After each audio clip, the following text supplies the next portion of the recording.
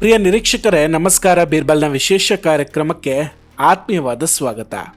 ವೀಕ್ಷಕರೇ, 4 ದಿನದ ಹಿಂದೆ ಅಂದರೆ ಡಿಸೆಂಬರ್ 10ನೇ ತಾರೀಕು ದೆಹಲಿಯ ಸಂಸತ್ತಿನ ಶಬ್ದ ಇಡೀ ದೆಹಲಿಯನ್ನು ಆವರಿಸಿಕೊಂಡಿತ್ತು. ಅಂತಹದ್ದೊಂದು ಚರ್ಚೆ ರಾಹುಲ್ ಗಾಂಧಿ ಹಾಗೂ ಗೃಹ ಸಚಿವ ಅಮಿತ್ ಶಾ ಅವರ ನಡುವೆ ನಡೀತಾ ಇತ್ತು. ಅಮಿತ್ ಶಾ ಅವರಂತೂ ರಾಹುಲ್ ಗಾಂಧಿಗೆ ನಿಮ್ಮ ಇಷ್ಟದಂಗೆ ಈ ಸಂಸತ್ತು ನಡೆಯಲ್ಲ ಅಂತ ಖಡಕ್ಕಾಗಿ ಹೇಳಿಬಿಟ್ಟಿದ್ರು. ಆದರೆ ನಿಮಗೊಂದು ವಿಷಯ ಗೊತ್ತಾ? ಅದರ ಮರುದಿನ ಅಂದರೆ ಡಿಸೆಂಬರ್ 11ನೇ ತಾರೀಕಿನ ರಾತ್ರಿ ನಂಬರ್ 6 ಜನಪಥ್ನಿಂದ ಒಂದು ವಿಷಯ ಬರುತ್ತೆ.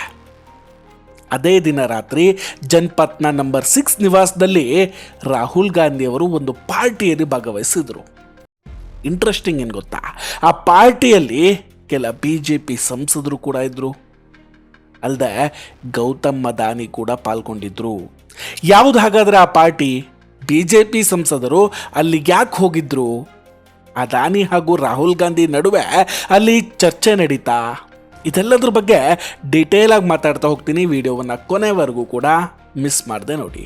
ವೀಕ್ಷಕರೇ, ಶರದ್ ಪವಾರ್ NCP ಪಕ್ಷದ ನಾಯಕ, ಇಂಡಿ ಮೈತ್ರಿಕೂಟದ ಭಾಗವೂ ಕೂಡ ಹೌದು. ಡಿಸೆಂಬರ್ 12ನೇ ತಾರೀಕು ಇವರ 85ನೇ ವರ್ಷದ ಹುಟ್ಟುಹಬ್ಬ.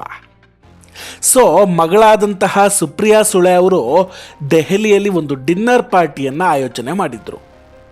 ಪಕ್ಷಾತೀತವಾಗಿ ಎಲ್ರಿಗೂ ಕೂಡ ಆ ಪಾರ್ಟಿಗೆ ಆಹ್ವಾನ ಇತ್ತು. ಅನೇಕ ದೊಡ್ಡ ದೊಡ್ಡ ವ್ಯಕ್ತಿಗಳು ಸಹ ಪಾರ್ಟಿಗೆ ಬಂದಿದ್ರು. ಶರದ್ ಪವಾರ್ ಇಂಡಿ ಮೈತ್ರಿಯ ಭಾಗವಾಗಿದ್ದರೂ ಕೂಡ ಬರೀ ಕಾಂಗ್ರೆಸ್ ಜೊತೆ ಮಾತ್ರ ಅಲ್ಲ, BJP ಮತ್ತು ದೇಶದ ದೊಡ್ಡ ದೊಡ್ಡ ವ್ಯಕ್ತಿಗಳ ಜೊತೆ ಕೂಡ ಒಳ್ಳೆಯ ರಿಲೇಷನ್ಶಿಪ್ ಇಟ್ಕೊಂಡಿದ್ದಾರೆ. ಹೀಗಾಗಿ BJP ಸಂಸದರಾದ ನಿಶಿಕಾಂತ್ ದುಬೆ, ಅನುರಾಗ್ ಠಾಕೂರ್, ಜೈ ಪಾಂಡಾ ಸೇರಿದಂತೆ ಡಜನ್ ಗಟ್ಟಲೆ ಸಂಸದರು ಮತ್ತು ಸಚಿವರು ಕೂಡ ಅಲ್ಲಿ ಆಗಮಿಸಿದರು. ಕಾಂಗ್ರೆಸ್ ಪರವಾಗಿ ಪವನ್ ಖೇರಾ, ಸುಪ್ರಿಯಾ ಶ್ರೀನೇತ್, ರಾಹುಲ್ ಗಾಂಧಿ ಮತ್ತು ಪ್ರಿಯಾಂಕಾ ಗಾಂಧಿ ಅವರು ಅಲ್ಲಿಗೆ ಬಂದಿರ್ತಾರೆ. ಆದರೆ ಈಗ ಇಡೀ ಪಾರ್ಟಿಯಲ್ಲಿ ತುಂಬ ಚರ್ಚೆ ಆಗ್ತಿರೋ ವ್ಯಕ್ತಿ ಅಂದರೆ ಅದು ಉದ್ಯಮಿ ಗೌತಮ್ ಅದಾನಿ ಹಾಗೂ ತೆಲಂಗಾಣದ ಮುಖ್ಯಮಂತ್ರಿ ರೇವಂತ್ ರೆಡ್ಡಿ. ಈ ಇಬ್ಬರು ಕೂಡ ಈ ಪಾರ್ಟಿಗೆ ಅಟೆಂಡ್ ಆಗಿದ್ರು. ನೆನಪಿರಲಿ ವೀಕ್ಷಕರೇ, ಈ ಪಾರ್ಟಿ ನಡೆಯುವ ಕೆಲವೇ ದಿನಗಳ ಹಿಂದೆ ಅಂದರೆ ಸುಮಾರು 1 ವಾರ ಇರಬಹುದೇನೋ, ಆಗ ತೆಲಂಗಾಣ ಸರ್ಕಾರ ಗೌತಮ್ ಅದಾನಿಯವರ ಹೂಡಿಕೆಯನ್ನು ಪಡೆಯೋಕೆ ಒಪ್ಕೊಂಡಿದೆ ಅನ್ನೋ ಸುದ್ದಿ ಇಡೀ ದೇಶದಲ್ಲಿ ವೈರಲ್ ಆಗಿತ್ತು. ಗೌತಮ್ ಅದಾನಿಯವರು ತೆಲಂಗಾಣದಲ್ಲಿ ಹೂಡಿಕೆ ಮಾಡ್ತಾರೆ ಅಂತ ತುಂಬ ಹಿಂದಿನಿಂದ ಚರ್ಚೆ ನಡೀತಾನೆ ಇತ್ತು. ಆದರೆ ಈ ಕಡೆ ರಾಹುಲ್ ಗಾಂಧಿ ಮಾತ್ರ ಪದೇ ಪದೇ ಅದಾನಿಯವರ ಹೆಸರಿಟ್ಕೊಂಡು ರಾಜಕೀಯವನ್ನು ಮಾಡ್ತಾ ಇದ್ರು. ಪ್ರಧಾನಿ ನರೇಂದ್ರ ಮೋದಿ ಹಾಗೂ ಉದ್ಯಮಿಗಳ ಸಂಬಂಧದ ಬಗ್ಗೆ ತುಂಬ ಆರೋಪಗಳನ್ನು ರಾಹುಲ್ ಗಾಂಧಿಯವರು ಇದುವರೆಗೂ ಕೂಡ ಮಾಡ್ಕೊಂಡು ಬಂದಿದ್ದಾರೆ.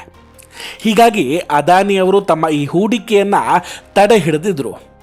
ಆದರೆ ಈಗ ಈ ಹೂಡಿಕೆಗೆ ಅನುಮೋದನೆ ದೊರೆತಿದೆ. At the same time Sharad Pawar ಅವರ ಮನೆಯಲ್ಲಿ ರಾಹುಲ್ ಗಾಂಧಿ, ಗೌತಮ್ ಅದಾನಿ ಮತ್ತು ತೆಲಂಗಾಣದ ಮುಖ್ಯಮಂತ್ರಿ ರೇವಂತ್ ರೆಡ್ಡಿ ಒಟ್ಟಿಗೆ ಕಾಣಿಸ್ಕೊಂಡಿದ್ದಾರೆ. ಈಗ ಗೌತಮ್ ಅದಾನಿ ಮತ್ತು ರಾಹುಲ್ ಗಾಂಧಿ ಅವರ ಭೇಟಿಯ ಬಗ್ಗೆ ತುಂಬ ಇಂಟ್ರೆಸ್ಟಿಂಗ್ ಆದಂತಹ ಕಥೆಗಳು ಹೊರಗೆ ಬರ್ತಾ ಇದೆ. ಒಂದು ಮಾಹಿತಿಯ ಪ್ರಕಾರ ರಾಹುಲ್ ಗಾಂಧಿ, ಪ್ರಿಯಾಂಕಾ ವಾಡ್ರಾ, ತೆಲಂಗಾಣದ ಮುಖ್ಯಮಂತ್ರಿ ರೇವಂತ್ ರೆಡ್ಡಿ ಮತ್ತು ಗೌತಮ್ ಅದಾನಿ ಇವರಿಷ್ಟು ಜನ ಪಾರ್ಟಿಗೆ ಹೋಗಿದ್ರು. ಇದು ಸತ್ಯವೇ.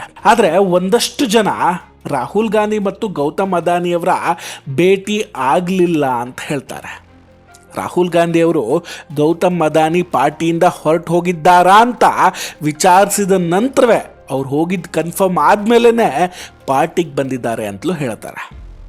ಆದರೆ ಇದು ನಿಜ ಅಂತ ಹೇಳೋದಕ್ಕೆ ಖಂಡಿತ ಸಾಧ್ಯ ಇಲ್ಲ. ಪಾರ್ಟಿಯಲ್ಲಿ ಕ್ಯಾಮ್ರಾ ಆಫ್ ಮಾಡಿ ರಹಸ್ಯವಾದ ಮೀಟಿಂಗ್ ನಡೆದಿದೆ ಅಂತ ಇನ್ನೊಂದಷ್ಟು ಜನ ಹೇಳ್ತಾ ಇದ್ದಾರೆ. ಮೂಲಗಳ ಪ್ರಕಾರ ಪಾರ್ಟಿಯ ಮಧ್ಯೆ ಗೌತಮ್ ಅದಾನಿ ಮತ್ತು ರಾಹುಲ್ ಗಾಂಧಿಯವರು ಪರಸ್ಪರ ಮುಖಾಮುಖಿ ಆಗ್ತಾರೆ.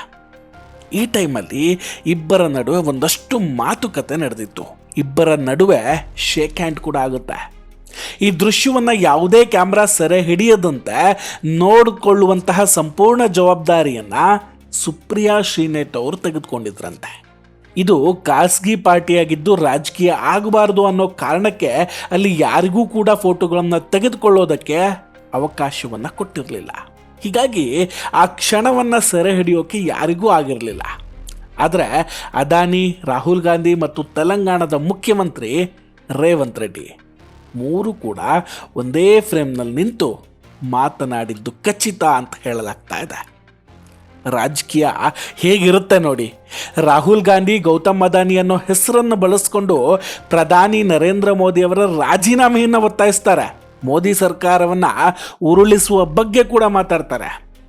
2024ರಲ್ಲಿ ಹಿಂಡನ್ಬರ್ಗ್ ವರದಿ ಬಂದಾಗ ಇಡೀ ಕಾಂಗ್ರೆಸ್ ಅದಾನಿಯ ವಿಷಯದಲ್ಲಿ ನರೇಂದ್ರ ಮೋದಿ ಸರ್ಕಾರದ ಮೇಲೆ ಭ್ರಷ್ಟಾಚಾರದ ಆರೋಪಗಳನ್ನು ಹೊರಿಸೋಕೆ ತುಂಬ ಪ್ರಯತ್ನಗಳನ್ನು ಪಡ್ತಾರೆ. ಪ್ರಧಾನಿ ನರೇಂದ್ರ ಮೋದಿ ಉದ್ಯಮಿ ಅದಾನಿ ಮತ್ತು ಅಂಬಾನಿಯವರ ಸ್ನೇಹಿತರು ಅನ್ನೋ ಅಭಿಯಾನವನ್ನು ಕೂಡ ನಡೆಸಲಾಯಿತು. ಸಂಸತ್ತಿನಲ್ಲಿಯೂ ರಾಹುಲ್ ಗಾಂಧಿ ಅವರು ಪ್ರಧಾನಿ ಮೋದಿ ಮತ್ತು ಗೌತಮ್ ಅದಾನಿಯವರ ಫೋಟೋವನ್ನು ತೋರಿಸಿ ಉದ್ಯಮಿಗಳು ಸರ್ಕಾರವನ್ನು ನಡೆಸ್ತಿದ್ದಾರೆ ಅಂತ ಆರೋಪಿಸ್ತಾರೆ.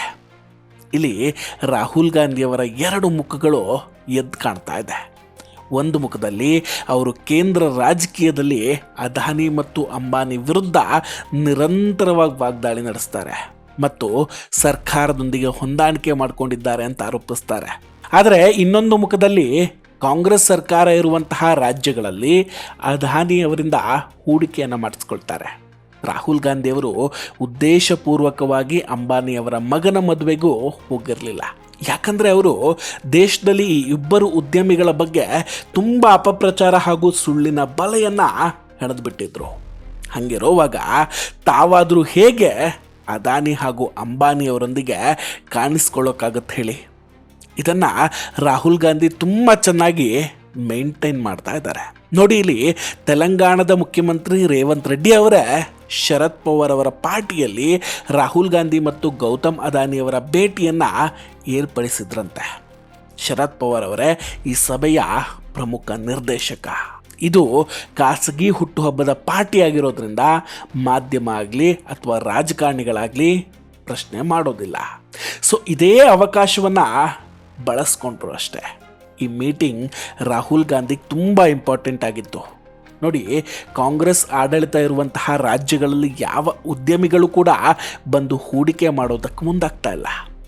ಇತ್ತ ತೆಲಂಗಾಣ, ಕರ್ನಾಟಕ, ಹಿಮಾಚಲ ಪ್ರದೇಶದಂತಹ ರಾಜ್ಯಗಳಲ್ಲಿ ಸರ್ಕಾರಿ ನೌಕರರಿಗೆ ಸಂಬಳ ಕೊಡೋದಕ್ಕೆ ಕೂಡ ಅವರಿಂದ ಸಾಧ್ಯ ಆಗ್ತಿಲ್ಲ. ಅಂತಹ ಕೆಟ್ಟ ಸ್ಥಿತಿಯಲ್ಲಿದೆ ಸರ್ಕಾರ. ಸೊ ಈ ಕಾರಣಕ್ಕೆ ಅವರು ಗೌತಮ್ ಅದಾನಿ ಬಳಿ ಹೋಗಿ ಕೈ ಜೋಡಿಸಿ, ನಾವು ಹೇಳಿದ್ದು ರಾಜಕೀಯ, ನೀವು ತೆಲಂಗಾಣದಲ್ಲಿ ಹೂಡಿಕೆ ಮಾಡಿ ಅಂತ ಕೇಳ್ಕೊಂಡಿರುವಂತಹ ಸಾಧ್ಯತೆ ಹೆಚ್ಚಿದೆ. ರಾಹುಲ್ ಗಾಂಧಿಯವರು ಬಿಳಿ ಬಣ್ಣದ ಬಟ್ಟೆಯನ್ನು ಹಾಕ್ಕೊಂಡಿರಬಹುದು, ಆದರೆ ಬಣ್ಣ ಮಾತ್ರ ಕಾಲಕ್ಕೆ ತಕ್ಕಂತೆ ಬದಲಾಗುತ್ತೆ. ಮೋದಿ ಹಾಗೂ ಅದಾನಿಯವರ ಫೋಟೋ ಇಟ್ಕೊಂಡು ಕಳ್ಳ ಉದ್ಯಮಿಯೊಂದಿಗೆ ಸೇರಿದ್ದಾನೆ ಅಂತ ಹೇಳಿದವರು ಇವರೇ. ದೇಶದ ಆಸ್ತಿಯನ್ನು ಮಾರ್ತಿದ್ದಾರೆ ಇವರೆಲ್ಲ ಸೇರಿಕೊಂಡು ಅಂತ ಹೇಳಿದವರು ಇದೇ ರಾಹುಲ್ ಗಾಂಧಿ. ಆದರೆ ಒಳಗೊಳಗೆ ಇಷ್ಟೆಲ್ಲ ನಡೀತಾ ಇದೆ ನೋಡಿ ಹೇಗಿದೆ ರಾಜಕೀಯ ಅಂತ. ವೀಕ್ಷಕರ, ಇದೆಲ್ಲದರ ಬಗ್ಗೆ ನಿಮ್ಮ ಅಭಿಪ್ರಾಯ ಏನು? ದಯವಿಟ್ಟು ಕಮೆಂಟ್ ಮಾಡಿ ತಿಳಿಸಿ. ನಾವು ಕೊಟ್ಟಂತಹ ಮಾಹಿತಿಗಳು ನಿಮಗೆ ಇಷ್ಟ ಆಗಿದ್ದರೆ ದಯವಿಟ್ಟು ಈ ವಿಡಿಯೋವನ್ನು ಲೈಕ್ ಮಾಡಿ ಹಾಗೂ ಶೇರ್ ಮಾಡಿ. ಇನ್ನೂ ಕೂಡ ನಮ್ಮ ಬೀರ್ಬಲ್ ಚಾನಲನ್ನು ಸಬ್ಸ್ಕ್ರೈಬ್ ಮಾಡಿಲ್ಲ ಅಂದರೆ ಈ ಕೂಡಲೇ ಸಬ್ಸ್ಕ್ರೈಬ್ ಮಾಡಿ ಹಾಗೂ ಬೆಲ್ ಐಕಾನನ್ನು ಕ್ಲಿಕ್ ಮಾಡಿ. ನಮಸ್ಕಾರ, ಟೇಕ್ ಕೇರ್ ಆ್ಯಂಡ್ ಬಾಯ್ ಬಾಯ್. ಮತ್ತೆ ಭೇಟಿಯಾಗೋಣ. ಜೈ ಹಿಂದ್.